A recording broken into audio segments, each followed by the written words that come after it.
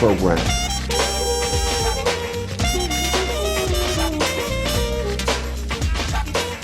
Hi, I'm Marcus Gentry and the founder of the Respect program. What I'm excited about today is discussing with you the way of respect using mastermind strategies. You see, we talk about respect in the traditional form, but we also break each letter down to give it a deeper meaning and expand our understanding. Now we use mastermind strategies. Now the mastermind strategies is a whole different way of thinking, a different way of solving problems. We use the Socratic method as a part of our ways of teaching. We use teachings that have been used over the centuries with people who've been successful, overcomers, deal closers, and problem solvers. And another thing that we use very fondly is the universal symbol of respect. Simply two hands grasped together, which means I respect you and I also respect myself.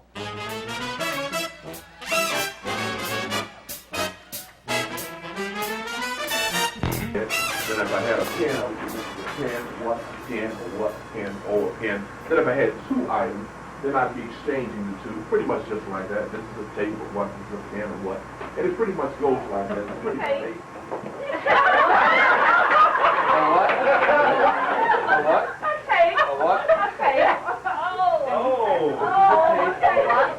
Oh, wait. This is the book.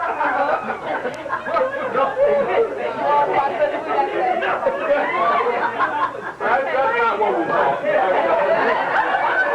That's right. That's not what we're talking. That's not what we're talking. Right?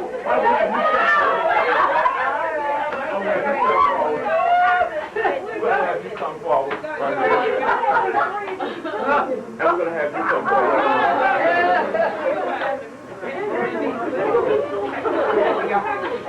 All right. And we'll just start right now. Okay, you've got about 60 seconds to complete it. We'll go ahead. We'll start now.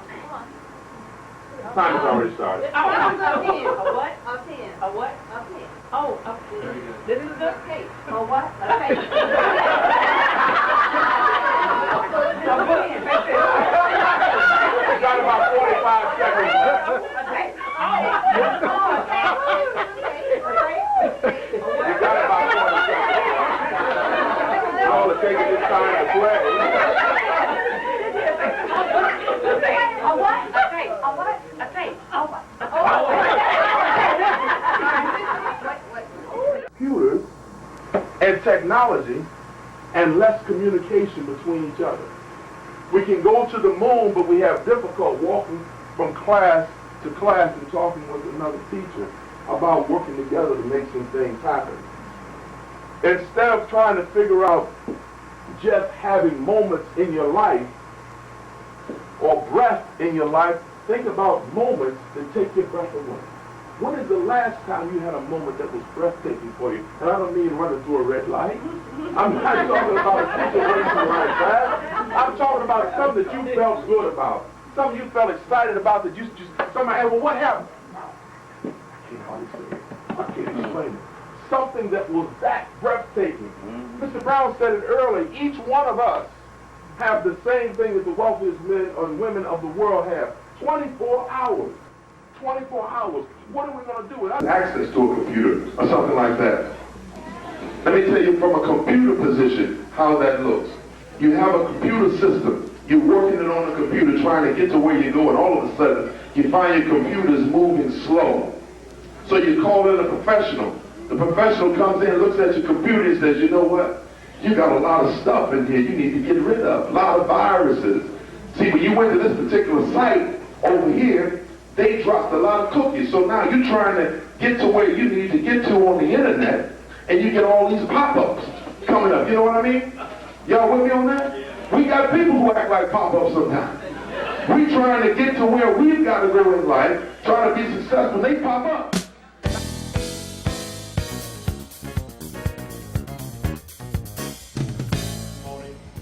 And be a part of passing the judgment of the case that's about to be heard. But to hear the case means you all to rise as we have our presence of the Honorable Judge Andrea D. Shepard. The trial that is being heard. Between a situation happening, when somebody does something to you, people think you have to automatically respond right back. The reality is, between something happening and your response, there is a gap that's in between there. Somebody does something to you, you don't have to do something right back. If somebody disrespects you, you don't have to disrespect them right back. You have an option in between that situation to process and think how you want to handle it. You've got a number of things that you can choose. You can use your imagination. You can be very creative in how you handle a response when something happens. You can use your conscience, your God-given conscience, the thing that tells you what's right and what's wrong. You can use that part of you to say, you know what, it's not right for me to disrespect somebody. It's not right for me to kill somebody. It's not right for me to hurt somebody else. You can use your independent will, the thing that tells you how strong and powerful you are. You can use that to help you decide how you're going to handle something. You can use your self-awareness, realizing that you have power. If you recognize that you have power individually, even if somebody does hit you today, you can choose how you want to handle that because you have power. Proactivity. I'm simply submitting to you, jury, today that this witness, this woman of respect, had a choice. She just didn't know she had a choice, and she committed this violent act. It was premeditated, I suggest to you, because she had a choice to think otherwise. If you fail to plan, you plan to fail. So because she didn't make a plan for success, she planned to do some dangerous things.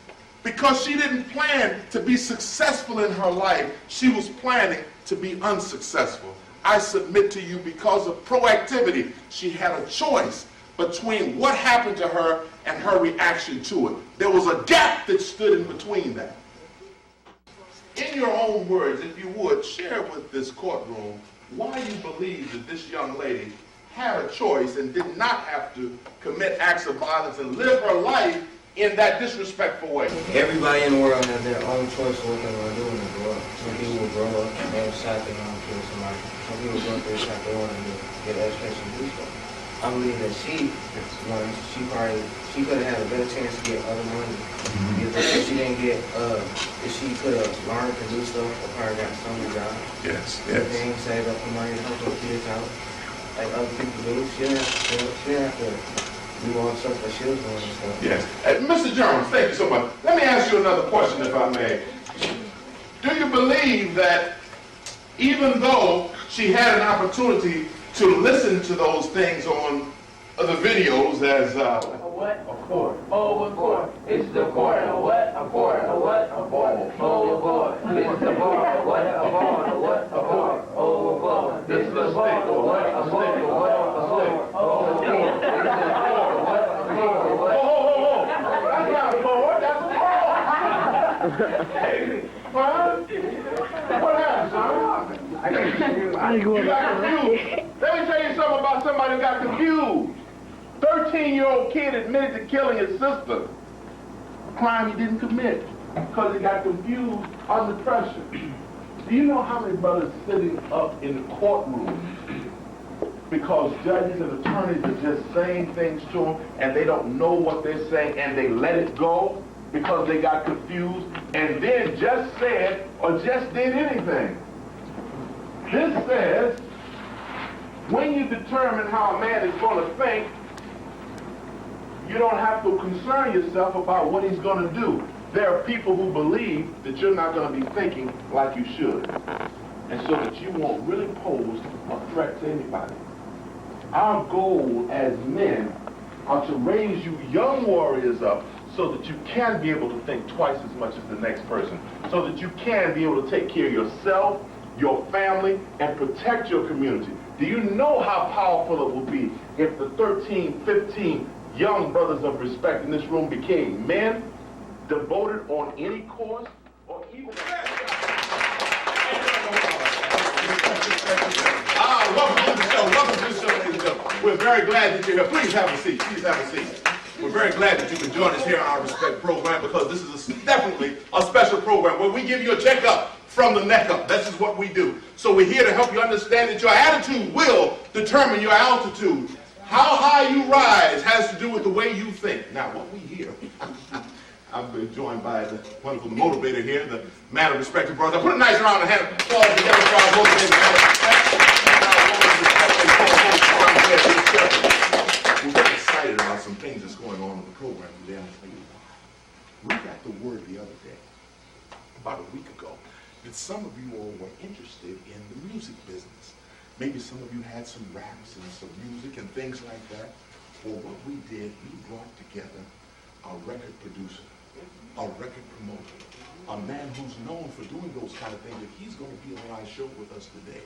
But I'm not going to introduce him. Is everybody okay in the audience today? Yes. Everybody's all right? Excellent, excellent. What I'm going to do is I'm going to have our woman of respect introduce our guest who's waiting patiently in the green room right now. You all doing okay? Yeah. I want to tell you some things about this man. His name is Clifford Curry. Clifford Curry. I mean, he's dynamite. At about the age that you guys are right now, I was in grammar school, exactly your age. I knew what I wanted to do.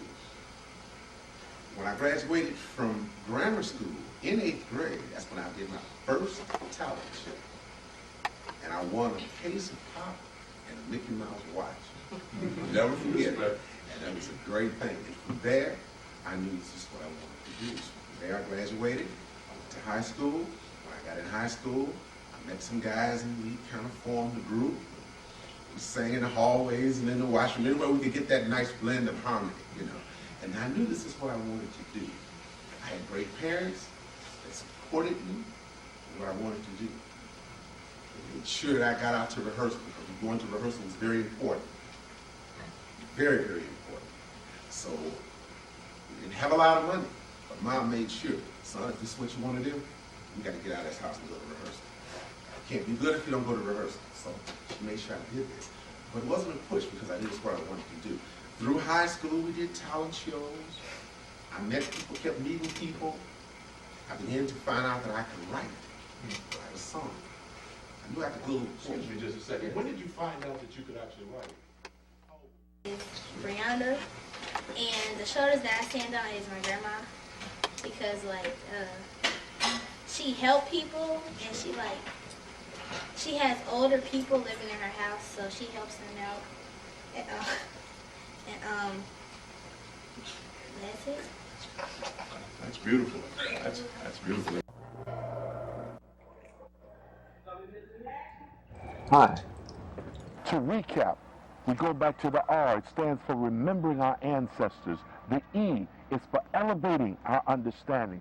The S is for staying strong, staying ready. The P is for pursuing our dreams with passion. The E is for encouraging our brothers and sisters. The C is for creating opportunities for success. And the T is for teaching others what you know. Respect and thank you for listening.